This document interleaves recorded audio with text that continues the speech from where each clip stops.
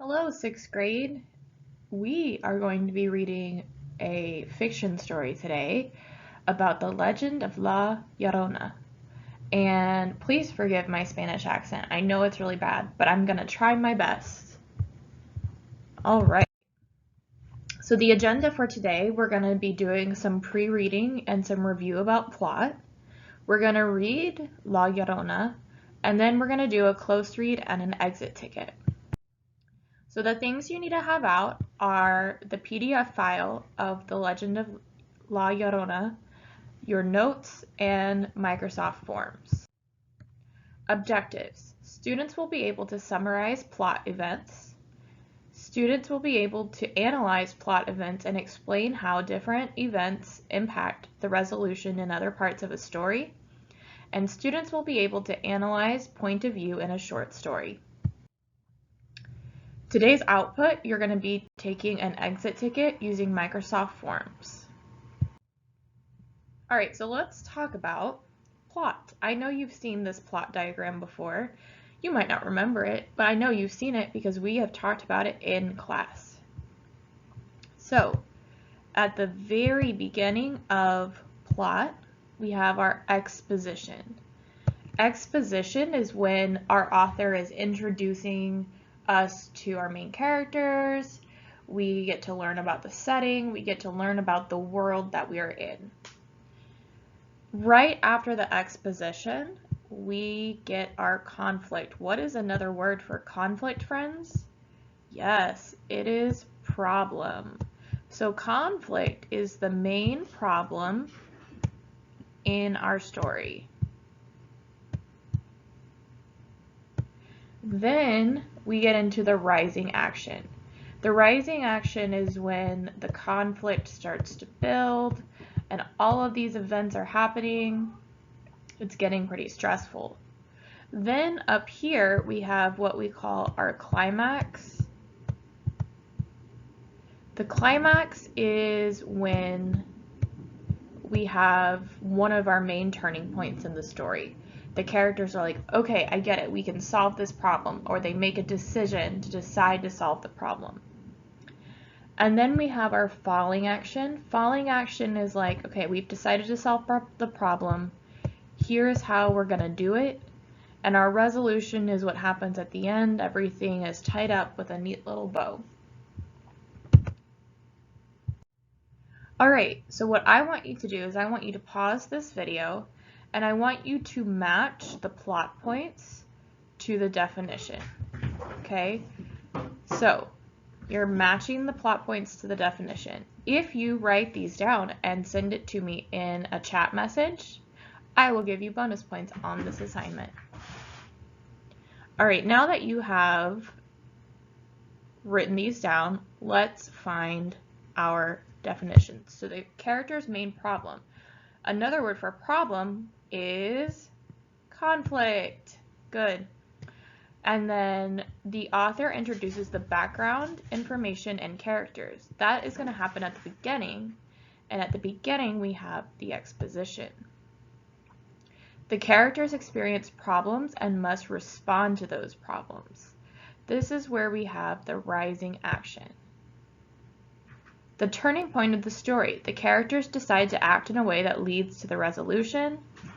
That's our climax. When the problems are resolved is our resolution. And our falling action is when the author shows us how the characters are working towards the resolution. The action is winding down. All right, so let's talk about plot in relation to The Miracle Worker, the book that we just finished. So our main conflict is that Annie's trying to teach Helen to interact and communicate with people. During the rising action, you might remember events like when they're at the table and Helen is having a tantrum and they're arguing.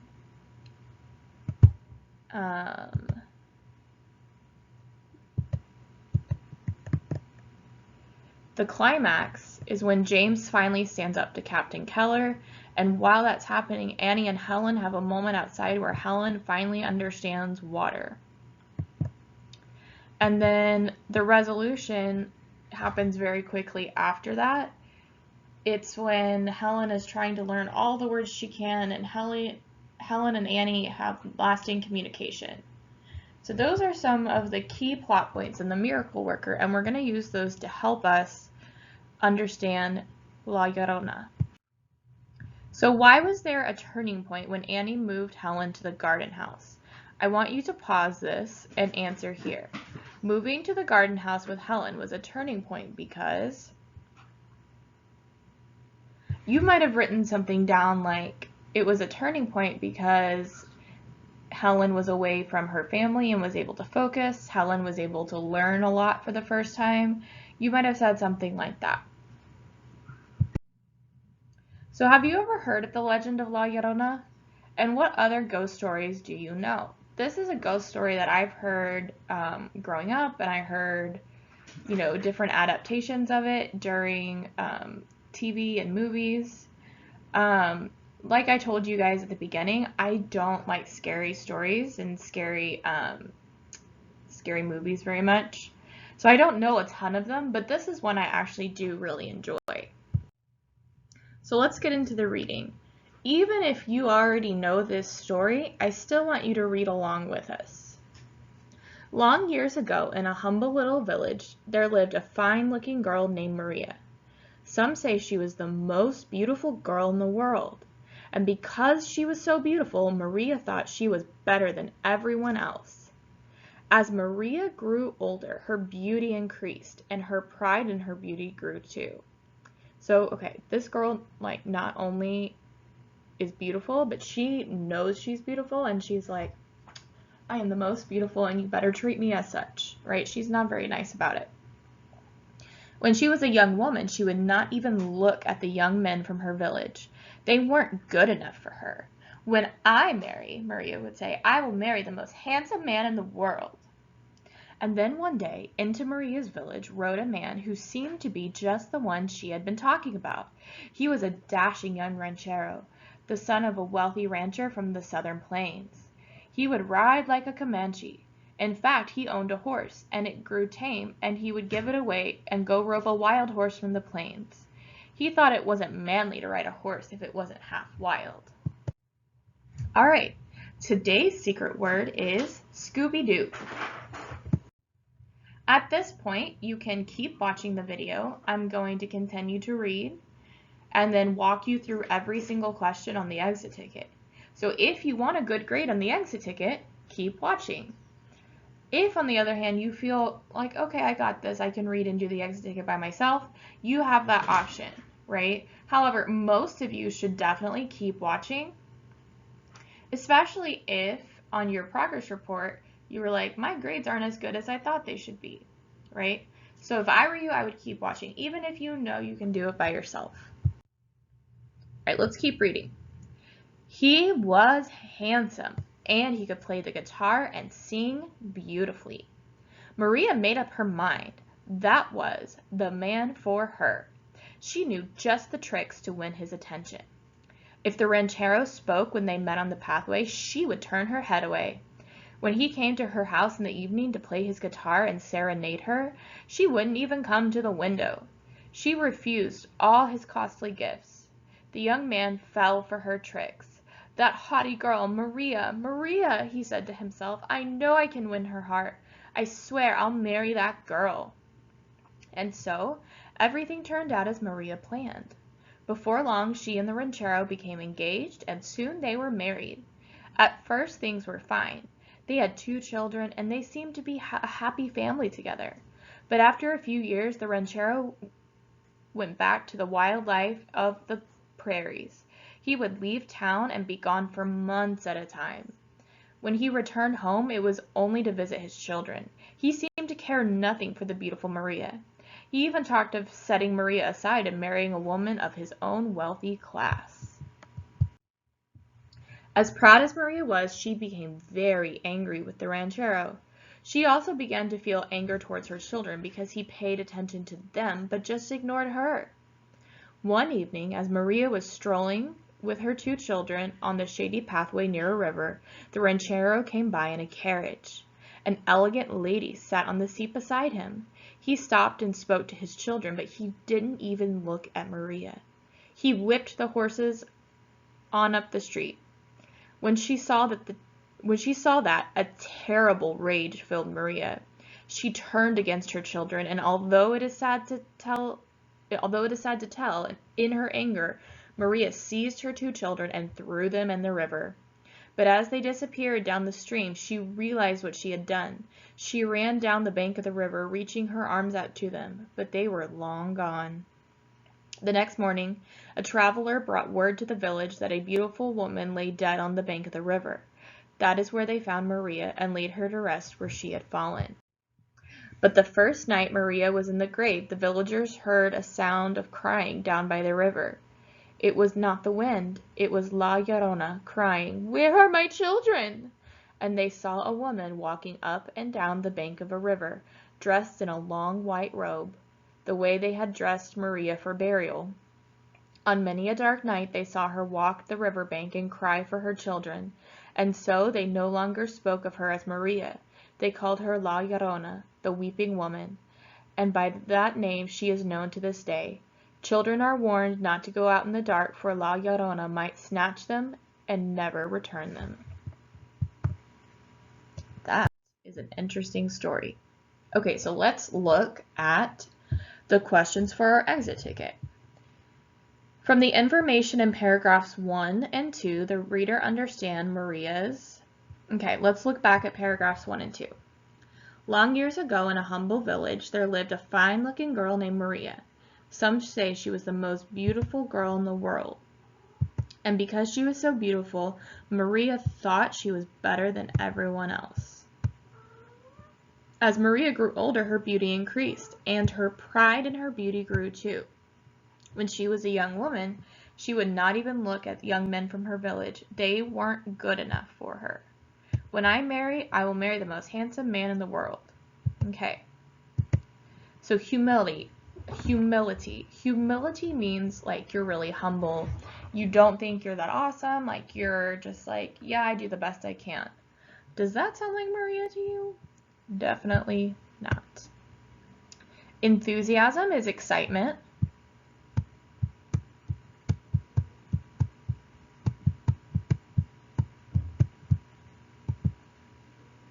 N-E-N-T.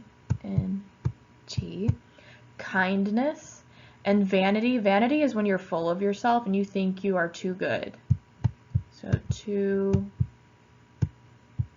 good. She thinks she is all that. That's what vanity means. So we know it's not humility, and we know it's not enthusiasm. So do you think it is kindness? Do these 2 paragraphs show kindness or vanity? Okay. Which sentence from paragraph 6 best explains why Maria's husband loses interest in her? Okay, I didn't put the paragraph here because we actually have the sentences from the paragraph listed here. So we are looking for the reason why. But after a few years, the ranchero went back to the wild life of the prairies.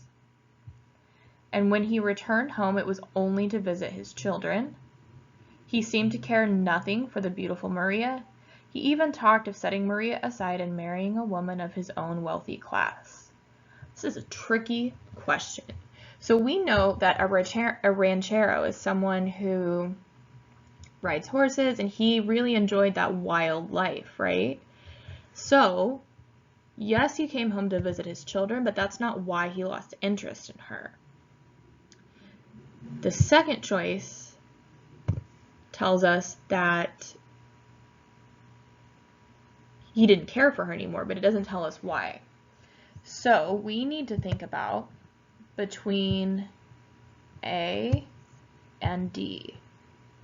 Did he lose interest in her because he missed the wildness of the prairie, or did he lose interest in her because he wanted to marry another woman? Okay, so you need to decide between A and D. Okay, how do paragraphs 6 and 7 contribute to the plot events of the story? All right, so I'm going to draw myself a little plot diagram, and let's look at these paragraphs, and then we'll go back to the plot. And so everything turned out as Maria had planned. Before long, she and the ranchero became engaged, and soon they were married. At first, things were fine. They had 2 children, and they seemed to be a happy family together. But after a few years, the ranchero went back to the wild life of the prairies. He would leave town and be gone for months at a time. And when he returned home, it was only to visit his children.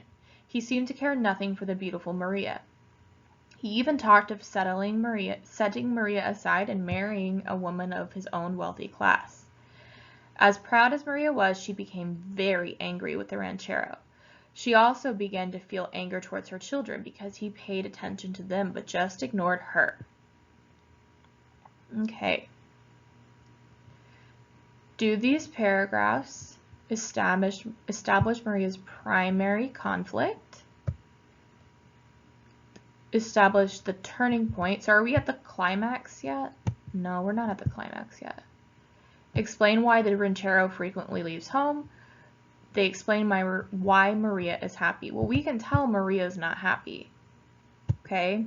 So between establishing the main conflict and explain why the ranchero frequently leaves home, which is the best answer to this question? All right, so this question asks us, how do paragraphs 8 and 9 mark a turning point in the story? Remember, a turning point is when we have a shift or a change.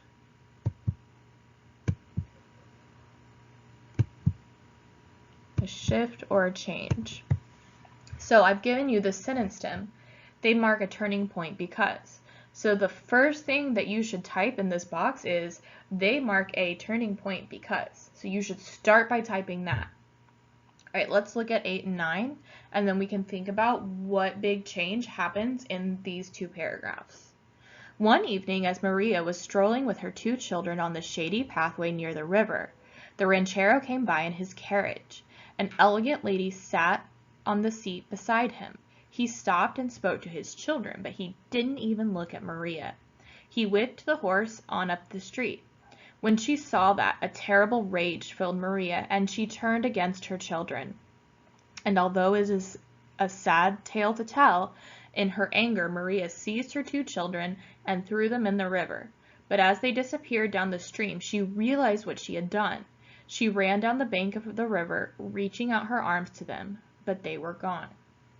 All right, so we have a change both in 8 and 9. What does Maria see in this paragraph, and what does it cause her to do in this paragraph? So between those 2 hints, I think you can come up with a really, really good turning point sentence. Okay. How does the information in paragraphs 1 and 2 about Maria impact the climax of the story? So remember, in our little plot diagram, climax is this main turning point up here, right? But we have this background information in 1 and 2 about how beautiful she was and how full of herself she was, and she is going to marry the most handsome man in the world, right? We have this information already. So how does this information impact what happens in the turning point? So let's look at our answer choices. Maria was so confident in her beauty, she thought she would marry the most handsome man in the world, and she did. Okay, well that could be. Maria was so vain and prideful, she was willing to hurt her children to avenge someone who didn't appreciate her worth. So vain, remember, vain means full of yourself, and prideful, right? So remember, in the turning point paragraphs that we read before, she was so angry when her husband was with this other woman, right? And she knows she's the most beautiful girl in the world. How dare he? So this could be a good answer. I'm going to put a question mark here. Maria was unaware that she was arrogant, so she could not be held responsible for murdering her children. That doesn't make sense. She definitely murdered her children and should be held responsible. Maria thought she was better than everyone else, so she thought she was better than the woman her husband was riding with in the carriage. Okay, that's true, But between B, she was so vain and prideful that she was willing to hurt her children to avenge someone who didn't appreciate her worth. And D, between B and D, I want you to pick the answer you think is the best. We are on the last question.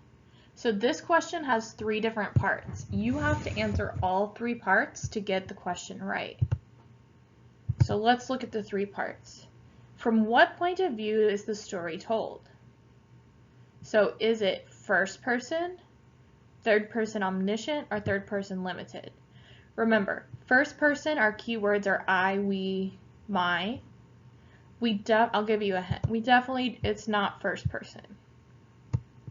Third person omniscient is when we know everyone's thoughts and feelings. Everyone. And third person limited is when we don't know everyone's thoughts and feelings. We might know what one person is thinking and feeling. So the first part of the question, which point of view is it told from? Third person limited, third person omniscient. Okay, so that's what you will type for your first sentence. What is not known based on this point of view? So what don't we know? Do we know what Maria is feeling? Do we know what the ranchero is feeling? Do we know what her children are feeling? So that's your second sentence. What don't we know? And how would this story be different if it was told from Maria's point of view? So this sentence would be, the story would be different if it was told from Maria's point of view, because what would we know or what would we not know if Maria was telling us the story? So you should have 3 or more sentences answering these 3 questions. Great job, guys. We finished this lesson. You should have gotten a really good grade on your exit ticket if you've watched this far. And as always, I love you. Be good. Have a wonderful day.